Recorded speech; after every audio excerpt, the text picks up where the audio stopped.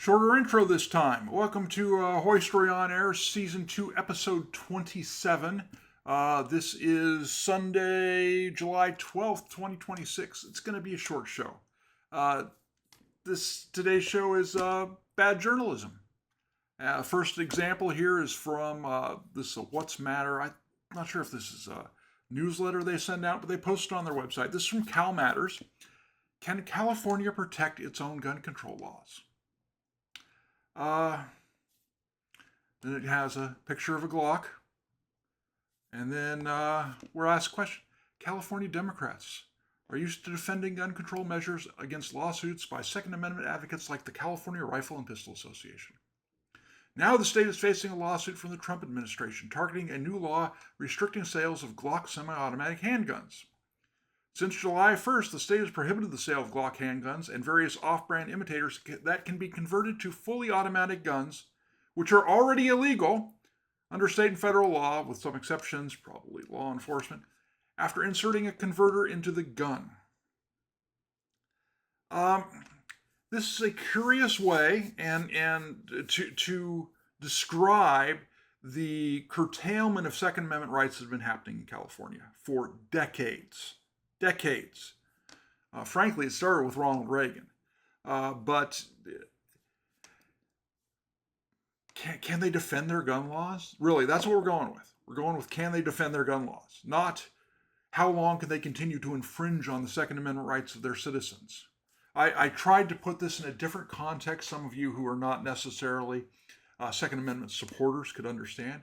Let's pretend it's like 1950 something. And the headline is, and the lead paragraph is, Alabama Democrats are used to defending their public accommodation restrictions against lawsuits by civil rights groups like the National Association for the Advancement of Colored People. Now the state is facing a lawsuit from the Kennedy administration targeting separate seating on buses and railroad cars. Similar lines here. Similar lines. This is the default kind of position of the media. I mentioned this in my book, which you should buy. When it comes to guns, it's the default position is the gun control is good, and that there's really the old falsity is not true. That the Second Amendment was about militias and just having the states being allowed to have National Guards. That's not what it was about. That effort on the behalf of gun control groups has been unmasked as ahistorical. Didn't happen. That's not what it was for. But the media is still buying that line. That's what you get when you get groups like the Pointer Institute and other the Trace and whatnot. Here's how you should cover gun violence. Gun violence. Here's how you should cover gun violence. Not violence, not knife violence or crime, gun violence, because it's the gun. The story continues. The U.S. Department of Justice is challenging the law, saying it bans the sale of the most popular handgun in America. It is. And that it obviously violates the Second Amendment. California can enforce its law while the lawsuit proceeds, a judge ruled Thursday. Surprise, surprise. It's another example of the state playing defense to protect the gun control laws, not to protect the civil rights of its citizens. The gun control laws that adopted in the decade, these didn't start in 2012, ladies and gentlemen. These started long before 2012. These started long before Sandy Hook. Take, for instance, the state is awaiting a decision in another case at the Ninth Circuit Court of Appeals that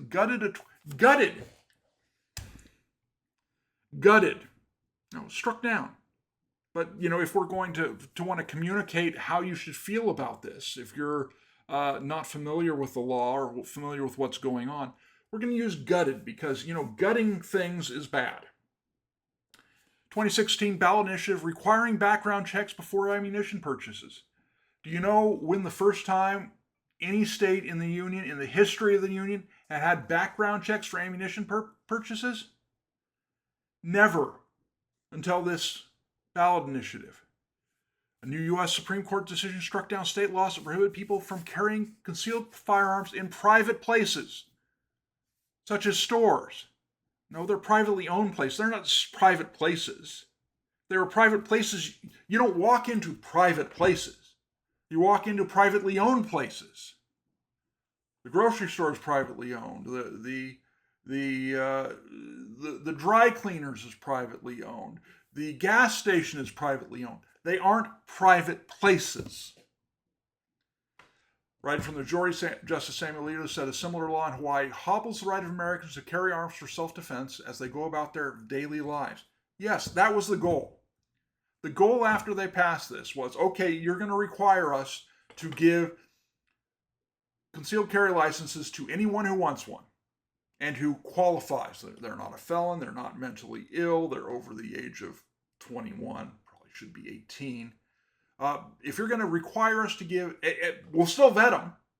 You still got to go through, now in California, 16 hours of training to get it the first time.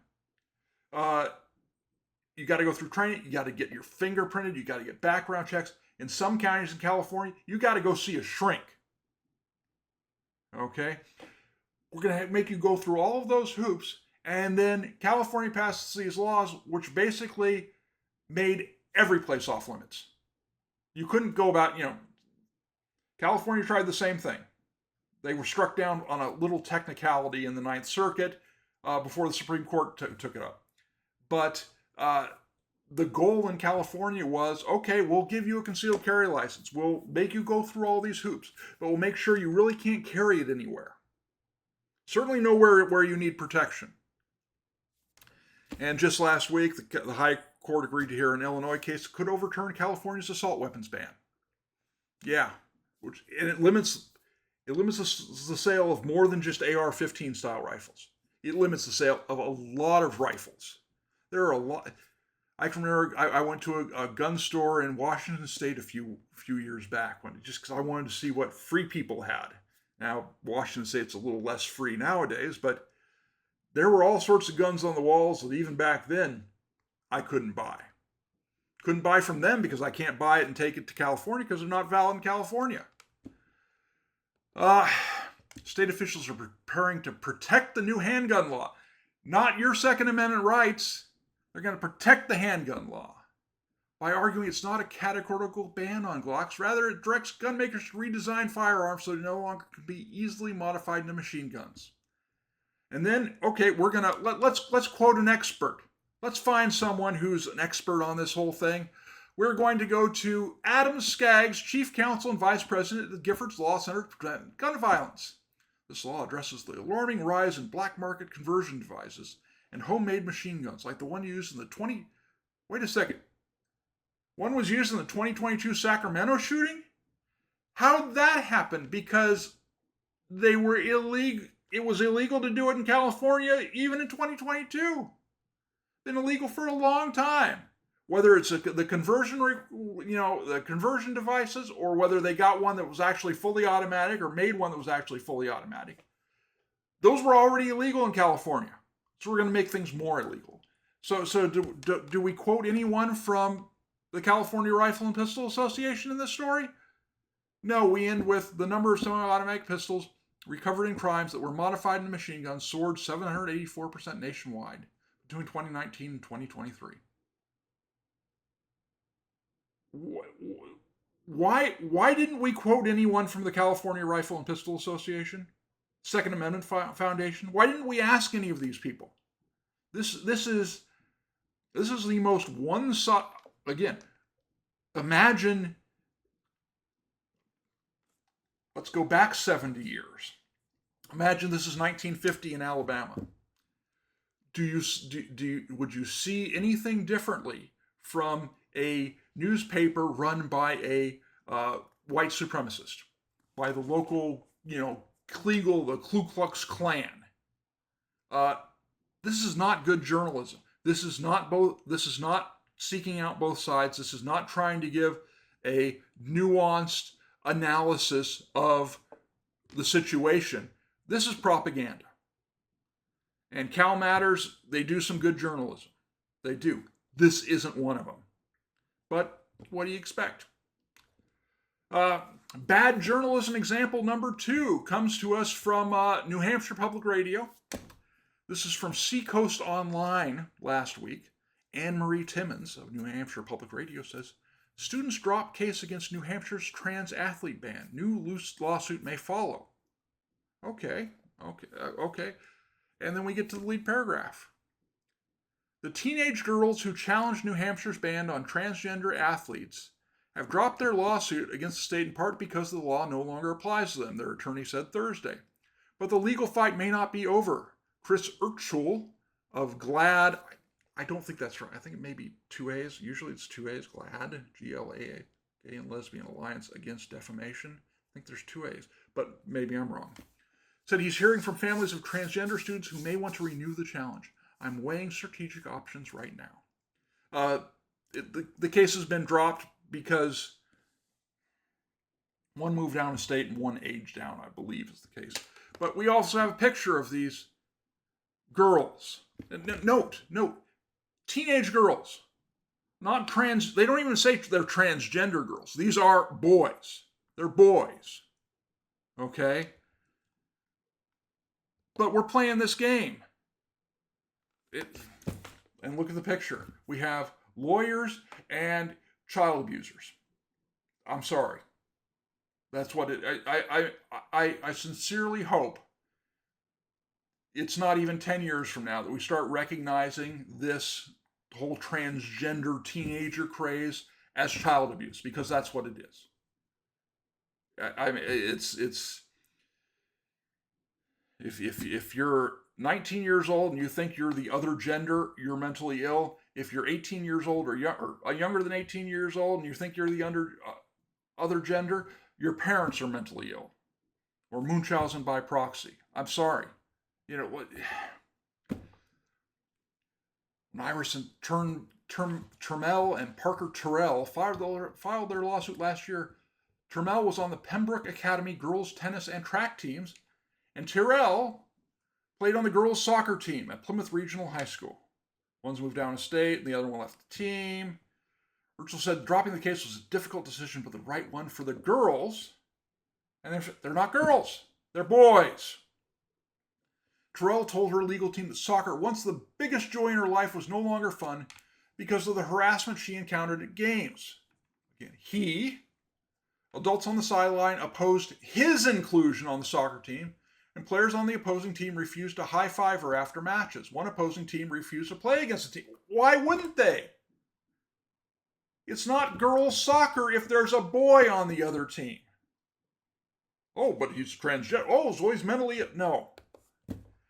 Urchel said that became too much for Terrell to carry.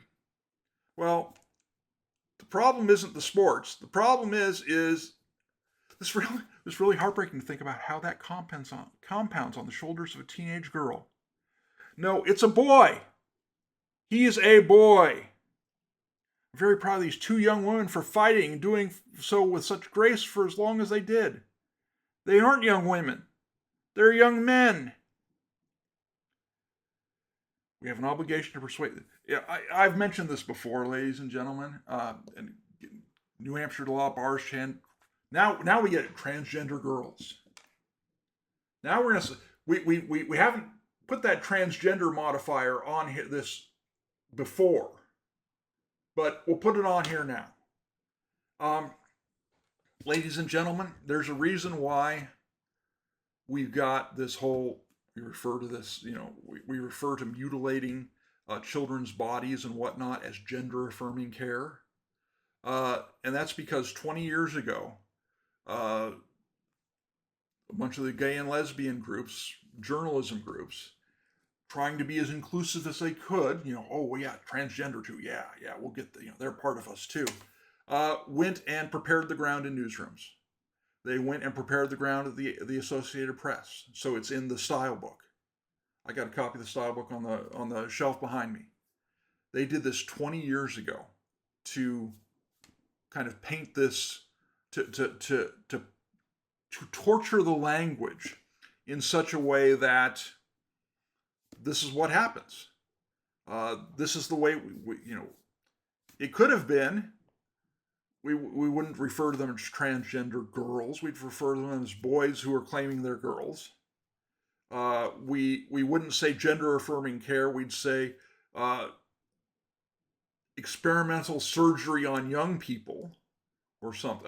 Or we might even describe it better.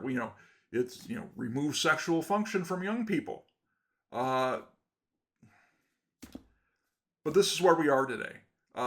New Hampshire Public Radio, horrible report, dishonest report. Because I started reading the thing and I don't see the transgender thing, the transgender label used to apply to these two boys, and I'm confused, because this doesn't stop girls from playing girls' sports in middle school and high school in New Hampshire. It stops boys. And they can say they're girls, they can do makeup, they can grow their hair, they can share, they're still boys. And the other thing I've been seeing a lot more of lately is this whole claim that, there's no physical differences. Girls are just as athletically gifted. No, they aren't. Anyone who says that has never watched girls or boys sports. I remember a few years ago, I was at a Cal Poly soccer game. They had a doubleheader. The girls played first and then the guys. The game, and so you saw one right after the other. Girls played, and then half an hour later, again, guys got a half an hour to warm up, and then they started playing. It is night and day. The guys are so much faster. I mean, you watch the World Cup, you see, like Messi or, these other, really good soccer players who know how to time it and and who've got like serious wheels, and they can run, past the other player, and then go and watch one of these women's professional leagues. They are much slower.